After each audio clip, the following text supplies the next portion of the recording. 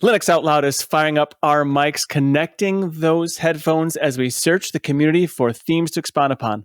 We keep the banter friendly, the conversation somewhat on topic, and we have fun doing it. This week, we are spouting off about video editing in Linux. So let's get into episode 78.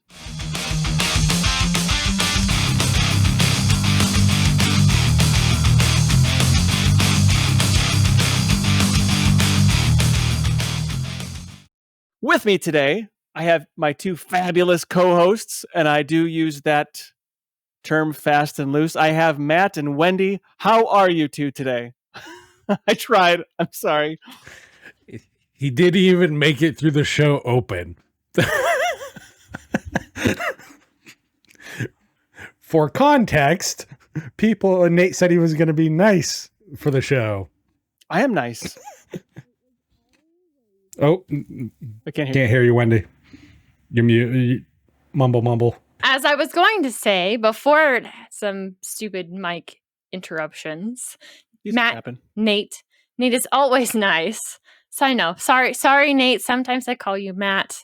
I apologize. That's right. Happens on a pretty regular basis. I don't take offense to that. I have a brother-in-law whose name is Matt, and he is a fabulous musician, great guy. And he's like, and despite the character flaws of my sister, has stuck with her. So he is a fabulous guy. See, Magneto's real name is Matt. So yes, we know some other fantic Matts. And this Matt, he's like a brother. It's totally okay. Nope. Matt, I just want to say so everybody publicly knows how much I appreciate you. That's the silence. The silence speaks volumes. I do. I appreciate you. I see you. You're biting your lip, so you can't laugh. I'm crossing my fingers too, but that's okay. Oh, I wish I hadn't taken a drink just before that. Matt, you're kind of like that. You know when growing up you had like the one cousin that would always like rough you up even though you didn't want it? You're kind of like that cousin to me, that like like you're at the family reunion and I'm trying to get like some Jell-O or something, the weird Jell-O that the Aunt Susie makes, and then you just pick me up and then you like drop me right in the grass, and take off your hat and like throw it right in my face. You're kind of like that cousin. That cousin. No, I'm more the cousin that will drag you up to the roof of the building and push you off the building. That escalated pretty darn quick. Way more violent. Yeah, for sure. Or say uncle, but you're my cousin. Say uncle. Yeah. And I'm too socially, inept to understand what's going on. Yeah. That's Oh, me and Wendy are aware given side conversations. Yeah, I mean, it is entertaining for me when I get it right away, and maybe it's the fact that I am absolutely very, very immature. And so I get it, and you're like, I don't understand what's going on. And I'm like, oh, it's so cute. He doesn't get it. See, and he missed the joke for like 3 weeks. It was like 2.5 weeks. And then when he got it, seemed horrified. Yeah. And so here's the thing. I'm sorry. All of you LOL people out there, I'm sorry. I can't share the joke with you either. It's not network safe, but just know it's funny. It's not network safe. Yeah, not safe for work. So the anyway, back on Discord knows, and Discord knows everything. That yes, absolutely. Back to the show. Oh, that's right. We were doing a show thing. Wendy, it looks like you got more robotics news to tell us. I haven't heard anything robotics in a while. So what's happening in that field?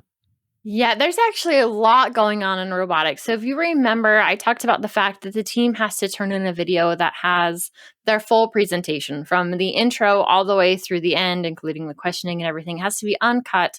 And I'm definitely worried about the audio side of things. So I put a call out to the community as far as what kind of hardware do I need? And a community member got in touch with me who actually works with some audio on the side. And he's like, hey, I can send you some microphones so the kids can be individually mic'd using lavalier mics. These are actually the ones that go over the head though, but essentially the same thing. So they're not rubbing on shirts. We don't have to pin them wherever in kind of funky places.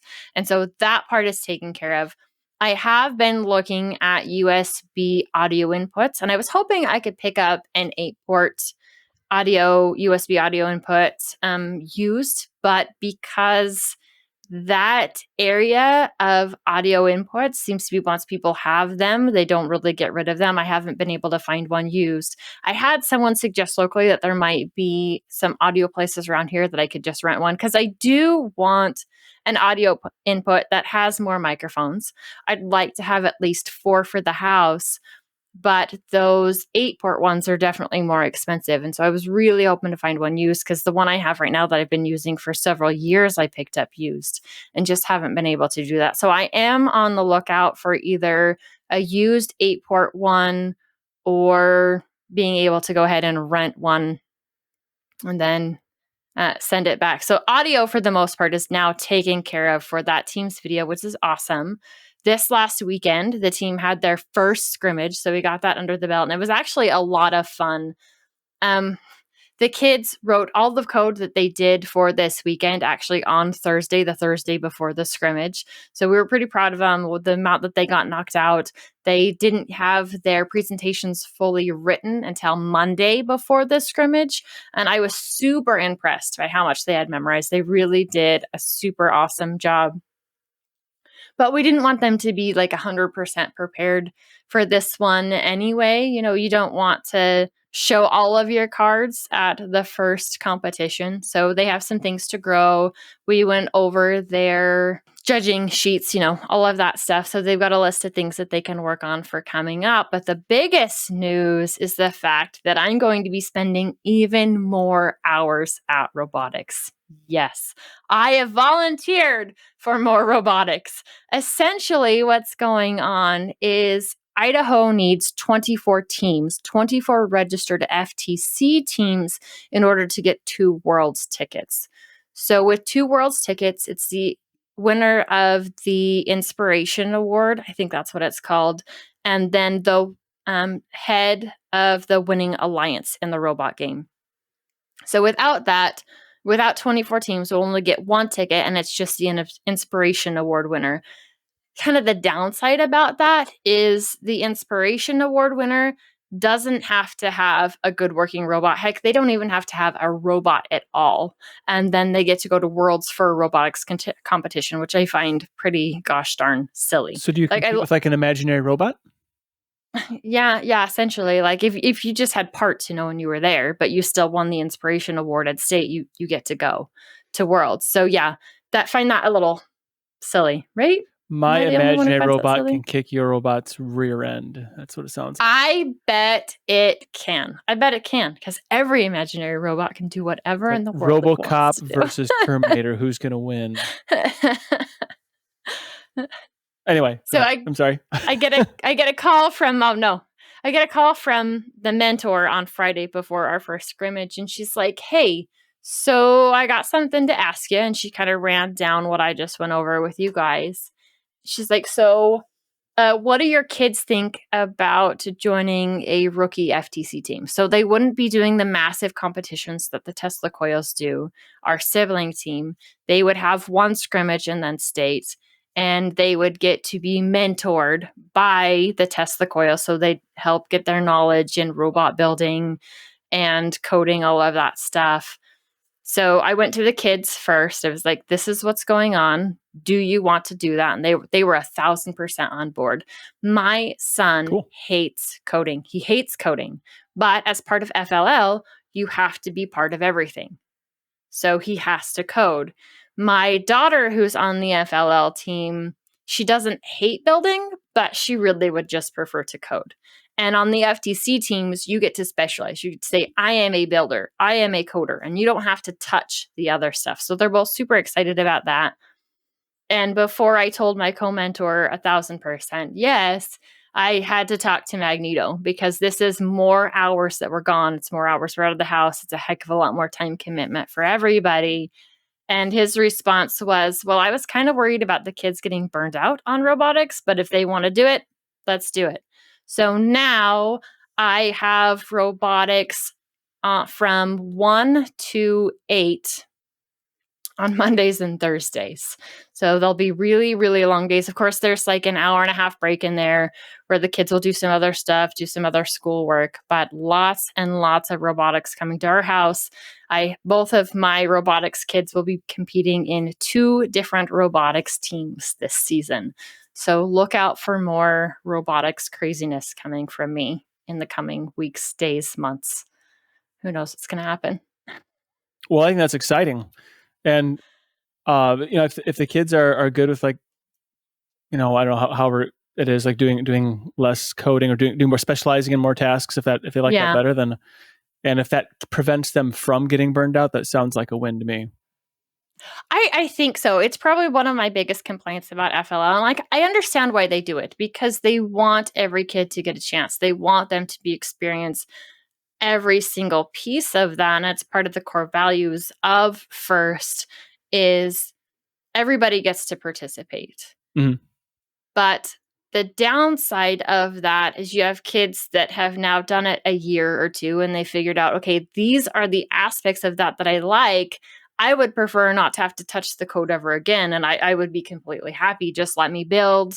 I will help you in your coding. I'll tell you the distance we need to go or any of that, take the measurements, but I don't actually want to be the one coding. And they just don't get that option as part of FLL. They have to contribute to the code. They have to prove that everybody is participating in the robot design, robot building, coding, all of that stuff. So they're thrilled. They're absolutely thrilled to get to do it. The lead build, or the build lead for Test the Coils, this is his senior year. So it's really nice that they're actually going to get some one-on-one mentoring with him too. My oldest boy, he wanted him to join the Coils this year. And I'm like, his maturity level needs to come up just a little bit. His responsibility level needs to come up just a little bit before he gets to go on all of these different trips with the robotics team. So this gives him the year to get that mentorship, but also grow up just a little bit more before he's on that major competition team. I'm pretty excited. It should be fun. Yeah, I think you should be excited. I think that's great.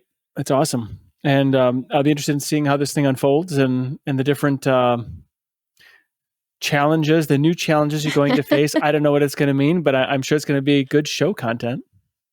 Yeah, it'll be great show content. The FTC robot actually codes in Java. And so I've told my daughter, looking at Java, it's a lot like Python that she's already coding. And I go, the biggest issue you're going to run into is syntax things or punctuation items that work in Python, but they don't work in Java, and vice versa. And so as you're jumping back and forth between the 2 codes, potentially running into issue of, gosh dang it, that should work, and then realize you're doing a Java thing in Python or a Python thing in Java. So right. She's young, she's flexible, she'll figure it out. Oh, I'm sure of it. I'm not the only one having a ton of fun with tech. We can wake Matt up now and he can tell us all about his new hardware. New as in waiting for it to show up? Yes, you are correct. Mm-hmm. So I had talked sometime earlier in the year about the Minis Forum tablet that I had gotten. It has Thunderbolt 4 on it. And I talked about getting a eGPU case and GPU and all that stuff. Well, obviously there are certain limitations to Thunderbolt. There's not a lot of Thunderbolt 4 eGPU cases that are affordable.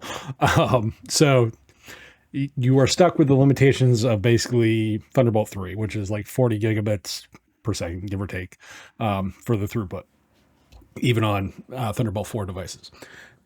Whatever.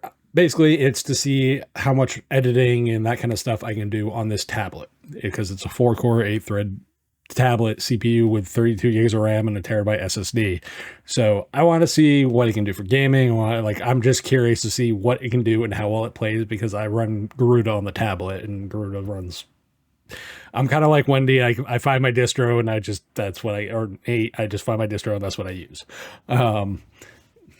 So that's for me. I ended up getting I was originally looking at an RTX 3050 because it was like 8 gigs. Then they're like a little over $200. They're not terrible. However, the 4 1000 series is out, and the bit interface is basically the same, but I got double the VRAM because I got a 4060 Ti. So I have a 120-bit and 28-bit interface going through on that card, but the throughput for the wattage is only like 157 watts at full load. But I have a 650 watt power supply in the GPU case. So I'm never going to peak, which was my biggest thing. Is this a little bit like putting a Porsche engine in the back of a Volkswagen Bug? So the throughput was always going to be an interesting question as far as like what you're going to get. And that's always intrigued me about external GPU cases. It doesn't matter if it was the old haggy, like, we're going to stick this in where my M2 slot goes for my, Intel Wi-Fi card solutions. Even those are solutions, but they're not stellar solutions. This is much more, I have a lot more devices that are Thunderbolt enabled. So like the Windows machine I still have is a Thunderbolt 4 device, but it's an internally fixed GPU. But most games are requiring more than 8 gigs of RAM now. And if you get into like 4K video editing and that kind of stuff, it eats RAM, especially video RAM. So while the interface is slower, having the extra VRAM overall would be really, really nice. So for me, it was worth the cost. So the case was about $350 after tax. That was the ouch part, because it really didn't matter if I went with like a Razer Chroma, I think it's a Razer X box, whatever, or if I went with the one I went with, which is a Keto Pro Titan, some Node Titan Pro, whatever. It's like Sony OEM modeling numbers. But that was a lot of that was power supply. I wanted to make sure, like, if I do upgrade a GPU, I have enough power supply to go higher if need be. But I kept the bit interface limited because I knew the throughput potentially, because I don't know how many lanes, PCI lanes, that this particular tablet gets via Thunderbolt.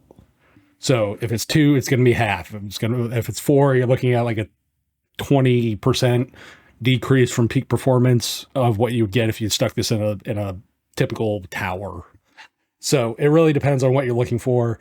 I know there's going to be a performance loss either way around it. I know that. But overall, for me, this is more of a drop-in solution for video editing and stuff on the go, where it's like I can do a bunch of stuff with the tablet off to the side and just go and do other stuff, because my living situation is very much all about room and keeping stuff portable and movable. Understandable. I get it. So I just learned today, just now, as you were talking. So these enclosures, when I couldn't find a Thunderbolt 4 one, but lots of Thunderbolt 3, quite expensive. I hadn't looked before. And they also have, apparently, their enclosures you can plug into the M.2 slot. And they're not really enclosed. Well, they're not really enclosures. Not enclosed necessarily, but there are. It's more. Mm-hmm. Yeah, they're like, I guess the best way to describe those would be like open bench systems, something like that. You could build your own enclosure, and then actually, or maybe Wendy and I can design and print one for you.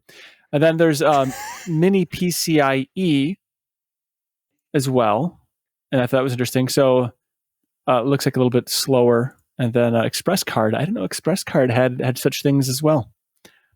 The more you know. Do. Anyway. Yeah. So it almost... Yes, I am muted again. Gosh, that's okay. Dang it. Well, I said while you were talking about that if we design and 3D print him one, he might actually be interested in 3D printing. No, he still wouldn't. Okay, maybe not, but I tried. He might have like a passing interest. Isn't like passing out? Yes. See, to go to sleep. Exactly. Just like when Nate and I talked about the Steam Deck, when he goes to sleep. Just like when Wendy and I talk about stuff that totally disregards Nate, like, Arch, he goes to sleep. You know what's really difficult when I'm editing other podcasts that are talking about the Steam Deck and I can't go to sleep because I've got to finish the edit? Well, you can just like kind of nod off for just a little bit until they're done. And if they ask why is it like crappy right here, you just say, "Well, it's you were talking about the Steam Deck. I just didn't. I fell couldn't- asleep. couldn't Gosh stay dang it, I'm focused." sorry. I mean, in fairness, they just did have an entire show that was basically all about the Steam Deck, which I'm surprised you didn't fall asleep doing. I did. great I episode. edited it just without falling asleep. I did my due diligence. I got it done. And not to like veer off track because we never do that in this show. Never. No. The new Steam Deck is very compelling. If they didn't have like the garbage OLED display, then I'd be all for it. That cracks me up because everybody else is so flippin' excited about the OLED display, and then we have Nate. Yes, I'm excited about putting a CRT inside of my Steam Deck that'll get burn-in image after I use it for a while. Great, that sounds exciting. Hopefully they've worked on that because I have had a watch that's ended up with burn-in before, and that is really annoying. I've never had another display. I've never had a monitor or anything like that where I've dealt with burn-in or a TV, but I have had a smartwatch, my Huawei, that I did deal with burn-in, and yeah, that was kind of a pain, but I also kept the exact same watch face for years, and by the time I realized it had burn-in, it was too late.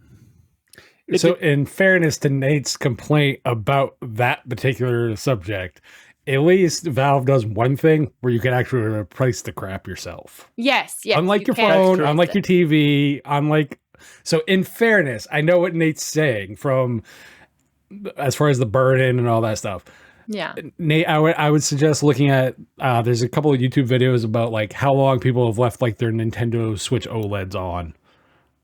Just look at them. I'm not saying that they're right. I'm not saying that but it's interesting nonetheless from a technology point of view to see where the improvements may or may not be. I probably should say it's more like a plasma TV. It's essentially it's a similar concept because each pixel essentially emits the light like from that point. So that's why you have the greater contrast. I get it. I totally get it. I think if you want to play with your Steam Deck for 2 years and throw it away or buy another screen for it, that's fine. If that's what you're into, cool. But anyway, whatever. I just think it's... I will say as it relates, I'm going to leave it at this for the end of the Steam Deck stuff, is the simple fact that the base model is what the old model was. Oh, I think it's great. So so the new model is much more, or the old model, which was the mid tier, is now the base model, which is much more compelling, I think. And even before, the $399 was compelling beforehand because it was like, oh, I'll just upgrade it myself and whatever. And like those of us who do it, none of us care. And we're just like, oh, sweet, I'll spend $50 and get a new card. But, I don't need to upgrade. I mean, regardless whether I'm playing Super Mario World on the new Steam Deck or the old Steam Deck, I can't imagine there's any frame rate improvements from one to the other. No, but there is supposed to be battery life improvements. That is one thing that is compelling. It said 50% improvement in some benchmarks, something like that. See, I paid attention. Yeah. You probably had to edit a lot. It's why. Anyway, enough about the Steam Deck before Wendy totally falls asleep. So yeah, overall, I wanted to just get a better editing solution for some of the stuff that I do for my own content and whatnot. Fantastic. So this will be an interesting experience. I really didn't like the bill, but hey, sometimes live and learn. Yeah. And NVIDIA graphics cards are still kind of crazy with their expense at the moment. So overall, I think you got a pretty decent graphics card for what current prices are going for. So for those that don't know, the 460 Ti goes for about $450, give or take. It fluctuates between $450 $500. You can get a 3050 if you can find one for about $2 if you want about half the VRAM. I just needed more VRAM, so that was really realistically how I justified the cost of that, and I had like extra $100 kicking around in my Amazon account, so it was just whatever. Well, there you go. Yeah, and I picked up my RX 6750 XT 12 gigabyte this spring for right around $400. So Which that honestly, that was actually the other card I was looking at. Yeah. Because they were really similar in price, and I was like, but there are certain things. See, this is the thing where I have an AMD system that I do the show on, but I also have NVIDIA systems, and there's certain things with NVIDIA that I do like over AMD, but there are certain things about like the out of the box experience that I like with AMD better than NVIDIA. Yeah, when we go into the main section, there's some other stuff that I definitely want to touch on between the two cards and video editing for sure. Yeah, definitely. So we'll see how it goes. I'll let you guys know when it gets here because the case shows up first, then the GPU shows up. So then I'll probably do an unboxing. And yes, there's going to be benchmarks because, I like to, it gives me a reason to play Just video. Yeah, I think that's great. Definitely benchmark it. So while I'm looking forward to benchmarking stuff, Nate, you actually had a new benchmark for your life, apparently, because you got to go do some benchmarking over across the pond. It's true. I did go across the big pond, also known as the Atlantic Ocean. I was invited to go to the Ubuntu Summit in Latvia this year. It was a lot of fun. I don't actually, how to put this? I don't travel well. But I've done a lot of world traveling, not a huge fan of it, but I appreciate the opportunity to travel. It's nice to say, oh yeah, I've been there. So anyway, it's good. I appreciate it. I actually enjoyed the flight for the most part. I decided I would have just to carry on. That's all I had was just to carry on because it's only it was like 4 nights there. So it wasn't that big of a deal. So anyway, I went to Latvia. I flew out of Chicago O'Hare Airport. It was fine. Got there with plenty of extra time. It was a nice time to fly out. That wasn't real busy. It was like about 10 hours total of flying, but with a stop in Frankfurt after 8. And I do want to say I did get an opportunity to watch this movie series. I watched the first 2, John Wick on the way out, and the second 2, 3 and 4 on the way back because they have like a little computery interface thing. You can stream your own. It's not. This isn't flying like it was 20 years ago, that's for sure. But anyway, just a little quick thought on John Wick. That has got to be the thinnest plot line of any movie I've ever watched. It was basically just less plot, more action, less plot, more action. I mean, that is the best part about that movie. It's all about the action. It is an action person's action movie. Yes. It is a modern 80s movie. Yes. Sure, we'll go with that. So the best part, speaking of 80s, of that movie, of the 4 movies, and it's basically only in the second and third you see this. It wasn't in the first or the fourth, but in this like underground area where they like their messaging operations center. They didn't really call it anything that I could recall, but the ladies punching into the computer, the information. It was a Commodore VIC-20 from 1980. So I really appreciated that. I thought it was the absolute best part of the entire thing was just the Commodore VIC-20s. Now, what was going on the screen, it was not the Commodore VIC-20 because it was an 80-column green screen. The Commodore VIC-20 is like a 24-column, like cyan-looking weirdness with gray by default. So, I mean, I guess whatever. I can suspend that. That's fine. Whatever. But anyway, so I was just saying that was the best part of that movie. But anyway, so back on the summit, I got to meet a couple of people that I've known for years online. I was so excited to meet them. Besides Michael, actually, I met Michael out there like face to face for the first time. That was fun. I got to see Noah again, Noah Chalaya. That was fun. But the 2 that I was really excited to see when I got there was Popey and Wimpy, or Alan Pope and Martin Wimpress. And they were an absolute delight to be around. And so they say you shouldn't meet your heroes, because they'll disappoint you. That is absolutely not the case with Popey and Wimpy. They were just such fun, delightful people. So I got to hang out with them a little bit here and there. I didn't want to like hang around them too much because that'd be like a weird lost puppy kind of thing. What are you gonna do now? You like with the like a lackey or whatever. I didn't want to do that. So anyway, lots of other really cool things that were there. The Fairphone, they had a presentation. They're showing off the Fairphone 5. Ubuntu Touch, they had or UbiPorts, whatever. They had a pretty neat display there that you could play with the phones and everything else.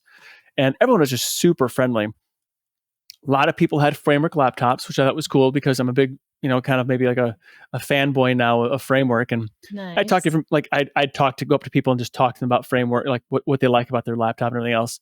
And then I saw there was another guy there. He had his partially apart, and people were looking at it, and I'm like, and so I thought, I just kind of sort of interjected myself in the conversation, and I said, man, how much I love the Framework. I said, explaining what I thought was great about it and why I enjoy using it.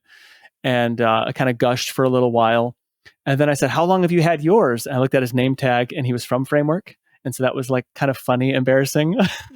Oh, wow. That is hilarious. That's hilarious. And so his name is Daniel. And I hung out with him for quite I actually hung out with him quite a bit. We talked about different things. Mm-hmm. He had a Framework 16 prototype there, or an engineering sample, I should probably say, would be more appropriate. So like how you can change things around on that. And he's the firmware programmer. So he actually programmed the matrices, the LED matrices on each side. So that's actually a custom Framework thing that they built drivers for. And it's really neat how this, I couldn't take pictures of it. He's like, I was going to take a picture. He's like, I don't know if you should take a picture of this. Like, okay, I'm not going to then. And, but like just how you move things around, how it communicates, the way they have these like communication pad things, how the computer can recognize the modules. And so super cool. And also the fact that it has replaceable GPU and the way you take it apart is actually also kind of cool. Nate, yes. I gotta ask, and you're probably not going to tell me because the Framework 16 is the one I'm looking at. Yes. Ooh. What was the GPU? He had an NVIDIA. I don't know exactly what it was, but apparently he had an NVIDIA. No, I'm just brand is fine. Brand is fine. I'm just curious. I didn't ask for specifics on that because you can actually have with or without a GPU in the back, and then also he went into how that's basically just a PCI slot on the back of it, so you can do whatever you want with it from there. So lots of really cool options of what that laptop's going to be able to provide. And so I did give him my business card for my employer, who I work for, because I'm the IT manager there. And I said, hey, this is actually one of these things are actually released and available for, at mass levels. I'm interested in purchasing these for, as instead of what we have been. And so he's got my business card. I did get an email already of him contacting his sales rep saying that he met probably the most enthusiastic Framework user. He said that basically right in the email. So it was a nice little poke that made me laugh. Oh, how fun. but yeah, no, great guy, very interesting. The things he does and how he's getting to the firmware and just speak about the complexities of it and how every firmware is a little bit different and how you have to do these things. And so I have a little bit of firmware programming knowledge, but it's basically utilizing stuff that already exists and kicking stuff, programming it that way and then modifying things. And I said, so I don't have any, I asked a few questions based on my very, very limited knowledge. And he says, well, that's how you start. And anyway, so it was very encouraging talking to him. I also got to meet Mark Shuttleworth. Michael had an interview, which you probably heard that. And it was down to the interview ended with 3% battery life left. So I was getting really anxious because I'm like, oh my gosh, I don't know when this is going to end. And I could tell he's starting to wrap it up, and it's 4%, and it's 3%. And then he finally wrapped it up. I'm like, oh my, thank goodness, Michael can talk. Yeah, you can check out the latest episode of DL. I'll actually put the number in here because it probably won't be the latest by the time that this comes out. But he talks about that story and how he had no clue that the battery was so low and you were over there panicking and not being able to let him know what was going on. Because I didn't have my bag of tricks, so I couldn't plug into a charger. I had a battery sometimes with me, but I had none of that with me, so I couldn't do that.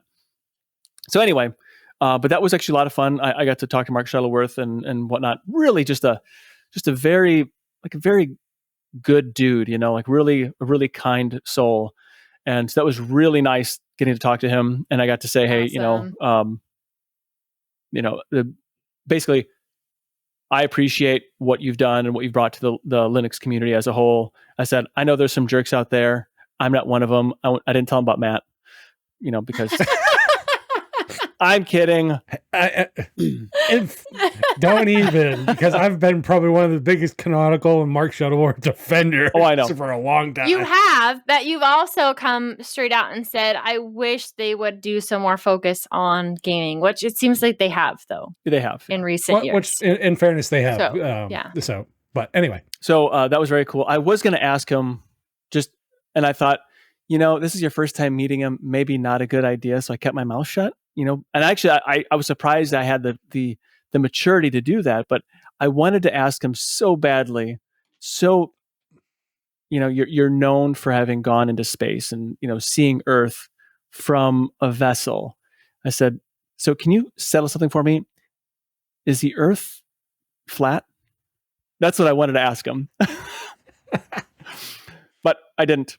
I controlled myself.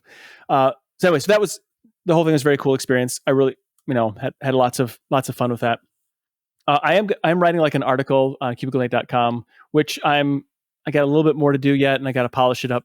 But then it'd be like kind of basically my experience as an OpenSUSE user, which I did actually one day show up in the OpenSUSE Geeko, and nobody cared. In fact, people actually asked for pictures with me because they were also OpenSUSE users too. So that was kind of funny. Oh, fun. And anyway, it was a lot of fun. Lots of really cool things there. A great glorious egg roll. I don't know how familiar you are with like glorious egg roll, like the Proton G. Yeah. Yep. So I got to meet with him and actually hung out with him quite a bit. I called him. I said, I don't feel like I can call you Glorious Egg Roll. I feel it's a little disrespectful, so I'm gonna call you Mr. Glorious. And he thought it was funny and slightly awkward. But he had a Lenovo Legion Go or Go Legion or something like that. Look up, and he was putting SteamOS on it. I knew you'd get it, and I could probably check my notes, but it was more fun just to kind of stumble over it myself. Very cool device, quite a bit bigger than the Steam Deck, and that was pretty cool. Also, one of the developers who works for Codeweavers, who does basically the Proton stuff for Valve, because like he basically works both camps. But he, I think I called him Alex, but that's actually not how his name is pronounced at all. But that's how he said his name was. So that's what I called him. And he was there. Also, he presented a lot on Proton and how it works and the work that's being done in Proton, and also like wine tricks and how they're trying to like move things away from wine tricks into being more Proton centric. That was really cool. Also, Matthew from Lutris was there. Super nice guy. Like he's just like also very tall, and it was great hanging out with him as well. And amongst many others, also like the developers for Heroic Launcher were there. And so a lot of gaming stuff. And actually, even though I'm not really a gamer, I was probably most enthralled with that, mostly because I knew that Matt would pay attention when I'm talking about it. And so anyway, that was a lot of fun. And there was it was, I could probably talk about it for a lot more, but I have an article that will kind of talk about all these things and links to different presentations as well. So you can actually see that stuff, that some of the stuff that I saw anyway. Not everything's on there, that I couldn't find all the videos, but at least some of them are on there. But anyway, great time, great experience. I really enjoyed it. I would like to go back if they'd invite me. They may not, but if they do, I'll definitely go back. And I think I'd probably, it took me a bit to figure it out, but I think I'd probably do a talk on like in the maker space, kind of doing like a product development as a maker and the steps you go through. And now that I have a CAD application that I can use quite successfully, which actually Michael talked about that as well, OnShape from PTC, which is actually the CAD, the company that created the CAD software that I basically used for years and years and years and years, like decade or so with a previous employer. So it's that. I'm kind of curious about that CAD software. I have looked it up. Well, after you kind of side mentioned it, but not really talked about it, I went and did some searching to see if I could find it. And that's the one that popped up. And then it was confirmed by Michael on that episode of DL. So they have the free version, but it looks like all of your stuff is just available to the public, whatever you're working on. Is that the case? Yes. I don't necessarily understand. Okay. So since everything that I do is being published anyway with it, right? I'm not doing everything I do is in the hobby space, and so I don't really care. Is someone going to search for my stuff specifically? Not likely. And if for me, it's more like imposter syndrome. I'm still just trying to learn and figure it out, and I don't want somebody to open my file and be like, "Oh my gosh, that is crap! I can't believe somebody has that on here." Professionally doing CAD for a long time, I would open up CAD assemblies by professionals and say, "Oh my gosh, I can't believe they did it like that." So it doesn't matter who does it. You're going to say, "Oh my gosh." I have a way I that can't believe they did it like that. Yeah. I have a way that I like to model the parts, and the way I can do it in Onshape is the way I want to do it. I can use a lot of datums for defining things, which is great. And you can do that in FreeCAD, but then when you start altering things, the whole model blows up, and that doesn't make me happy. Also, the way you can do more complex, like radiuses and everything, or radii, and Onshape makes modeling the way I think a lot easier, because it just does. So, and I've actually used it to build a thing, which I'll talk about that at another time, where I jammed 6 screens onto my framework, but we can talk about that another time. Oh, wow. I'm excited to hear about that. Very much so. So I can't wait till the episode where you do. Maybe next week. I had to talk about Ubuntu Summit. I couldn't not talk about Ubuntu Summit. You couldn't not. You got to go play with all the fun people. And I did. We didn't. So I did. And I'm totally going next year. That'd be awesome. And I don't know where it's going to be. Oh, also the food there was quite delightful. Like, I mean, I really enjoyed the food, and I'm not a big foodie. Like, I can pretty much eat anything and be happy, but the food is really good. And so I know Michael had made the exact same comment that like the food was really pretty good. And the coffee was almost always flowing, which was very helpful for me. Yeah. And the that gym is life for me. The gym and hotel, which has nothing to do with the Ubuntu Summit, was just adequate enough to make me happy. Nice. So video editing is something that the three of us do in Linux probably a little more often than we like, maybe. I don't know. I mean, I like it. Than maybe some of the average users do, yeah. Yeah, that's it. We use it more than the average user. And I'm still a pleb on Kdenlive, although I love Kdenlive. I know that you have moved to DaVinci Resolve, which is a more proprietary solution. Michael was talking to me about DaVinci Resolve as well, and how it's a more it's geared more toward professionals. Not that there's anything wrong with Kdenlive; they're doing a great job. But if you want to do things a little bit more quicker, more efficient, they have a lot of really cool things. And so you are trying to get more efficient at it, and you put on something about a shuttle, and this is for an editing shuttle for doing. Is that this is a fun piece of hardware that Matt has actually found, thinking that it might make life just a little bit easier for me. And I don't know that you have to be using DaVinci in order to use this piece of hardware. It kind of looks like it's a multi-purpose piece of hardware depending on whichever software you choose. But this looks really, really cool. Where did you find this piece of hardware, Matt? So this particular piece of hardware was actually something that I've been aware of for quite a while, because I'm the weird one when it comes to video editors. I use something that most people on Linux don't use, and that is Cineleria GG, or SynGG, as most people would know it. I've never heard of it. And it's because there was like 16 different versions of it originally before it became one version. Okay. Well, there was a company, so short version of it, there was a company that would release a yearly update and just kind of like, here's a code dump, and then just go about its business. That's what and the community would take that code and do stuff with it. Gotcha. Short version. But I prefer that because you can kind of configure the interface to kind of, when you have a multi-monitor set up, it works fantastic. And Wendy, you can probably account for that when you have the viewer and the compositor all off on one, and you have other things over here. Organization is just better on it for me, not right. For and it's the same for me, because DaVinci's the same way. I can have it broken up into 2 screens. So I've got my main editor on my main screen, and then the marks or whatever on the second. It makes it life easier.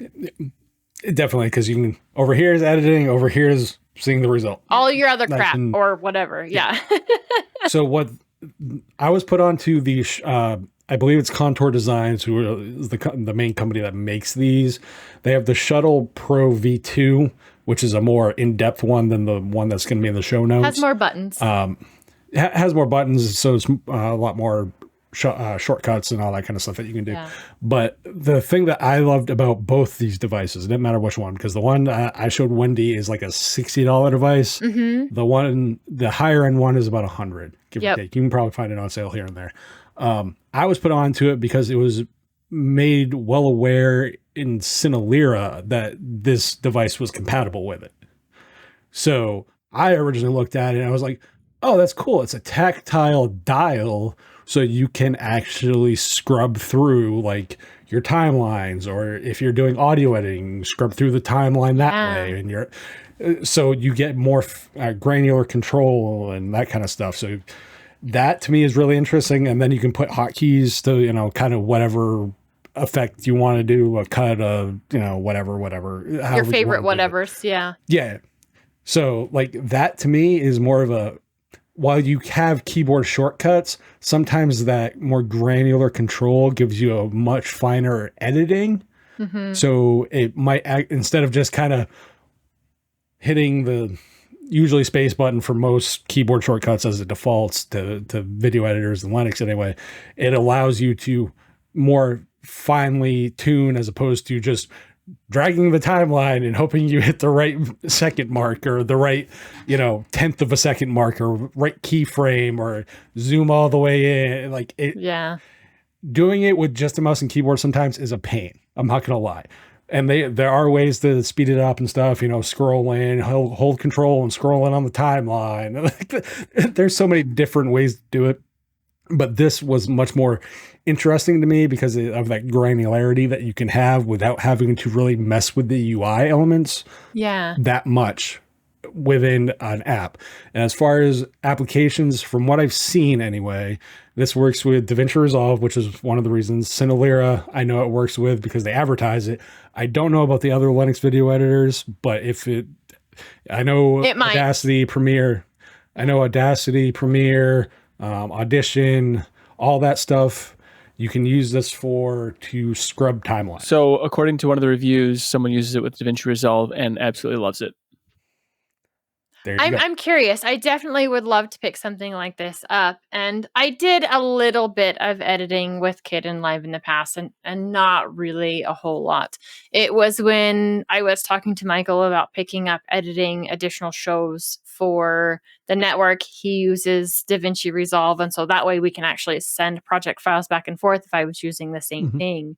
And after I have learned about it, it's definitely one of those things that I don't think I can live without, because we have 3 cameras here. There's 3 cameras in DL. There's different configurations going on. I've actually even used that for our expert interviews for the robotics team. I've actually used it quite a bit.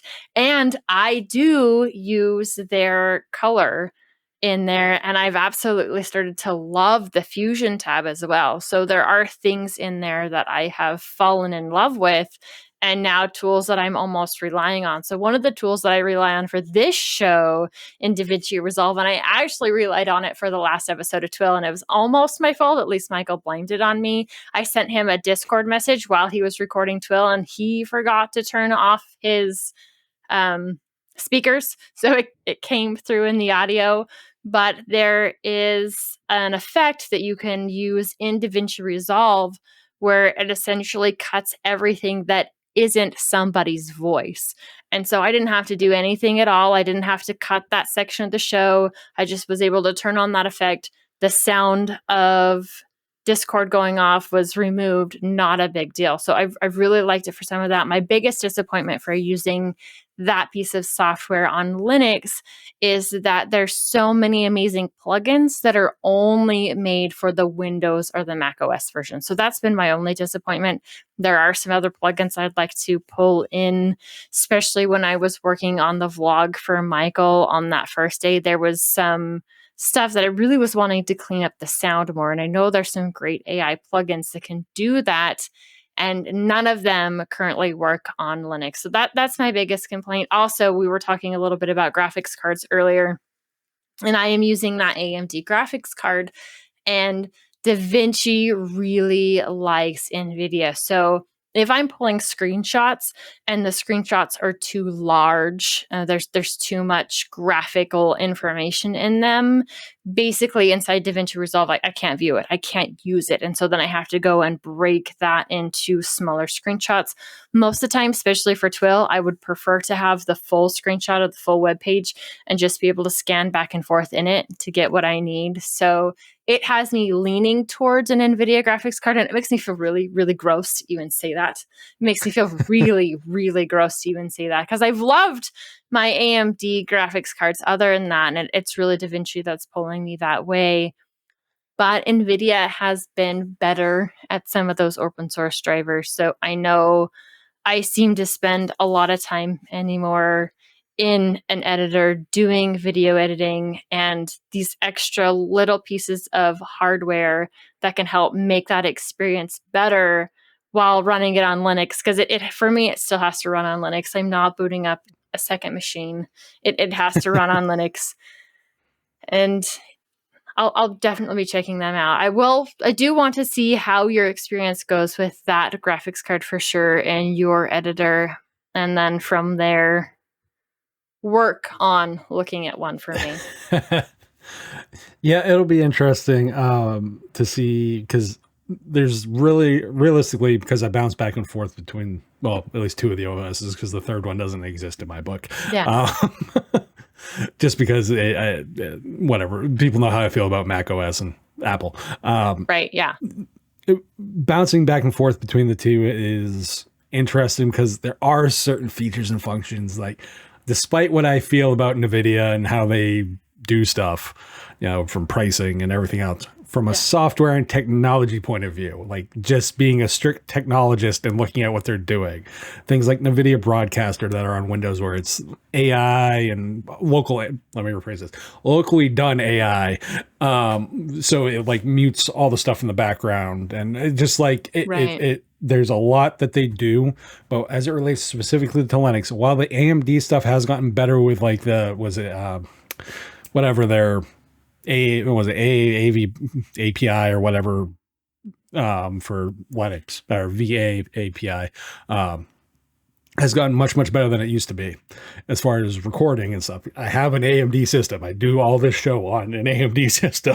Right. Yeah. It's gotten much better, but I still think NVIDIA has a lead when it comes to content creation and less of an impact on the GPU with things like NVENC and everything else. And right. Because so I noticed. Yeah, I'm noticing right now my CPU getting pegged sometimes, and my RAM, oh my gosh, it makes me panic when I'm seeing like 98% RAM usage. I have 64 gigs, and right now it's not enough, because I'm in panic mode. Please don't crash, please don't crash, please don't crash, please don't crash. Oh, yay, we're coming down. So I definitely do need more RAM, and it's kind of one of those things that getting an NVIDIA graphics card for me with DaVinci would help resolve some of that, because it wouldn't be putting so much strain on those other pieces of hardware, because it's taking it up with the NVIDIA graphics card because the way they play so well together. I am curious, Matt, because you do unboxings. Sometimes you will have other video playing over your video. Are you able to do that pretty fluidly in the video editor that you're using? So can I do like an overlay with like different audio, you mean? Or well, do you not just mean necessarily with audio. Well, I mean, yes, I know that you're overlaying the audio too, but I'm kind of curious what that looks like, because I've really only done that in DaVinci with the multicam setup and that kind of thing. So it really depends on your editor of choice, to be brutally honest, because every editor's got a different workflow. So how, like, my editor of choice on Windows, as an example, is Corel Video Studio, just because it's not super expensive. It's like $100, give or take, and whatever. And they're the closest that, anyway, it's the most prosumer affordable one that I can do on Windows. For me, multi-track and all that kind of stuff is just different and resized frames. That's how I do it. But everyone's going to have their own workflow. Like in Linux, though, certain editors are a little weird on how they do those tracks. So if you have generically, if I'm not using Cinelira, I use Shotcut, because I prefer the way it handles adding filters to layers and stuff. Because literally it's click a tab, go to filters for that clip, and just add a filter, and everything's done within that one clip for that one frame. And that's it. Nice. Whereas something like Kdenlive, you have to right click on it, tell it to add it. Then so something as simple as like creating a title with font is like 3 layers on Kdenlive, but adding font to a clip on Shotcut, as an example, is literally right click, tell it to, simple text, select the text, move the text around where you want it, and how it goes in and And out, go and from that's there. it. Yeah. So, like Shotcut, you would have to resize each individual frame. Other ones you can do full screen, and you can tell it to. Some will have like a split where you can tell it to split the frames and everything else, and then it just moves the frames around for you. So it really all depends on what editor you personally use. For me, if I'm doing a bigger project like Cinelera handles stuff really weird, so it's kind of hard to really explain what that does, because that's one of those editors that you have to essentially want to learn. Gotcha. So, Okay. So it's its own workflow. It's its own everything, because it doesn't conform to most normal standards. So like adding audio, like it has certain things that are quick to do, like adding text and all like that stuff's quick. But like if you like, there's a clip of, I think it's the Yoda fight, where somebody changed just the color of the lightsaber using Cinelera from green to blue or something. But the entire clip of him fighting on the bridge with with the stormtroopers and stuff, he's not using a green lightsaber. He's using like a blue one. Yeah. The entire clip. But that's a change in light intensity. That's a change in motion tracking. That's a change, like so all that stuff is done totally different. Whereas something like, because in something other editors, you create a path to follow in each frame and go that route for motion tracking and stuff. So again, it depends on what editor you're really using. Just from my personal experience, honestly, for me, if it's like, we're talking Linux editors, if you're looking for the best prosumer, which is kind of like what most YouTubers would be good with. Right, yeah. Something like Shotcut or Kdenlive, or basically any of the Linux open source Linux editors, are totally fine. If you're looking for something more, that's where it starts getting like, you have to want to learn stuff. Like DaVinci Resolve is different from Lightworks, and Lightworks is different from Cinelera, and insert 15 other different video editors here that you can select from. Yeah, there are an absolute ton of them, and which one is best for you really depends on your overall workflow and the kind of things you need. How many tracks do you need? How many effects are you adding? All of that other stuff. Yeah, that does make a difference. So if you do need lots of tracks or lots of different camera views, so then you're going to want to focus on an editor that allows you to do that easily and efficiently.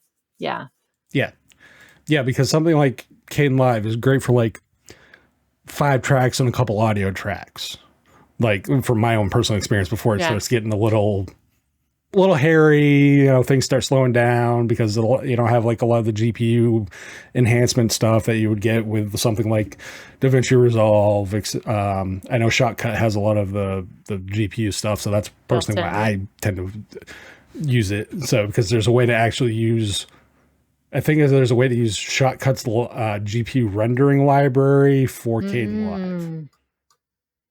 So I don't know if it's like AMD or NVIDIA specific, but like there's a way to do it. To be able to make that work, yeah. Yeah. So there's ways to do it, but it's video editing on Linux is interesting, and it is not as straightforward as some people would like it. And I will be the first to admit, it is not 100% for everybody.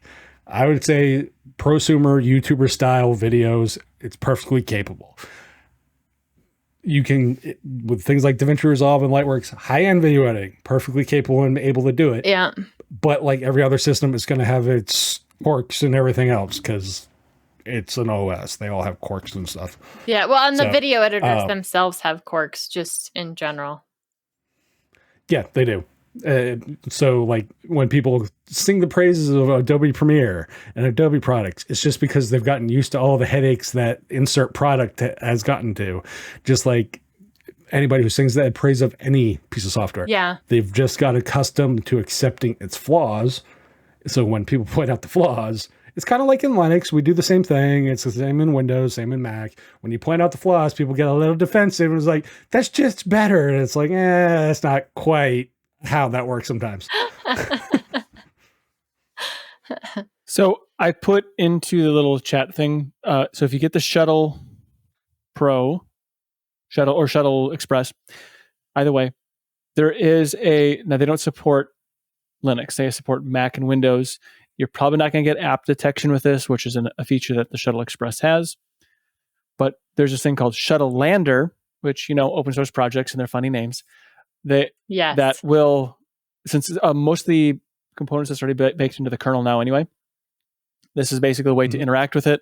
And then I also provided a link to a download to the Deb or RPM, because I think that's it. I mean, nobody uses anything but that, I think, right now.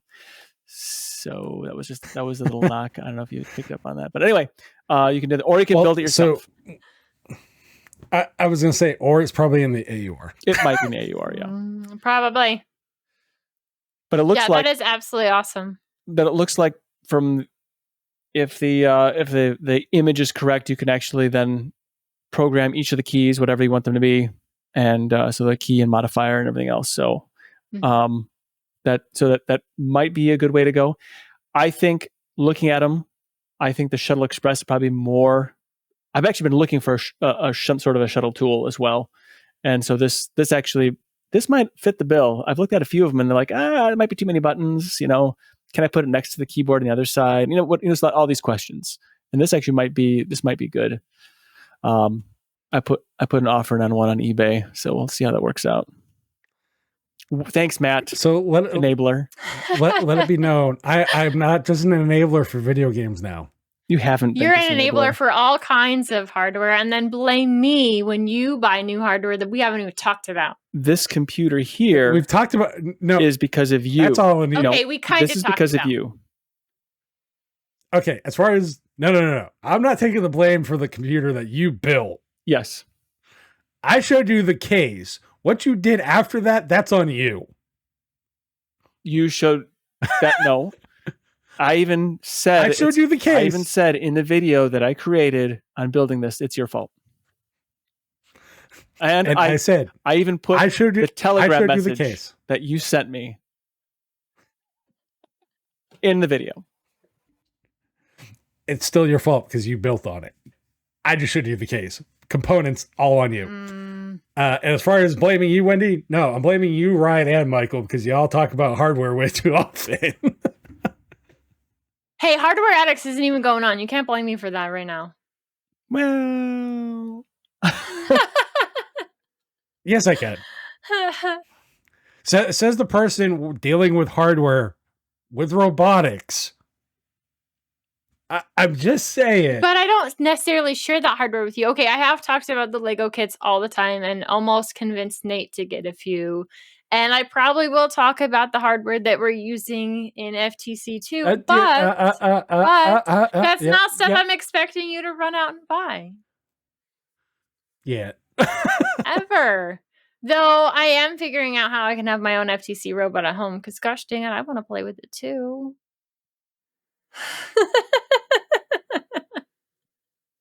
So Wendy now has 6 children, counting the other kids, Magneto, and herself now. Oh, definitely. Definitely. That's the way it goes. Well, now it's time to toss in your 2 cents on today's topics. Is a shuttle worth it? Is Matt a hardware enabler?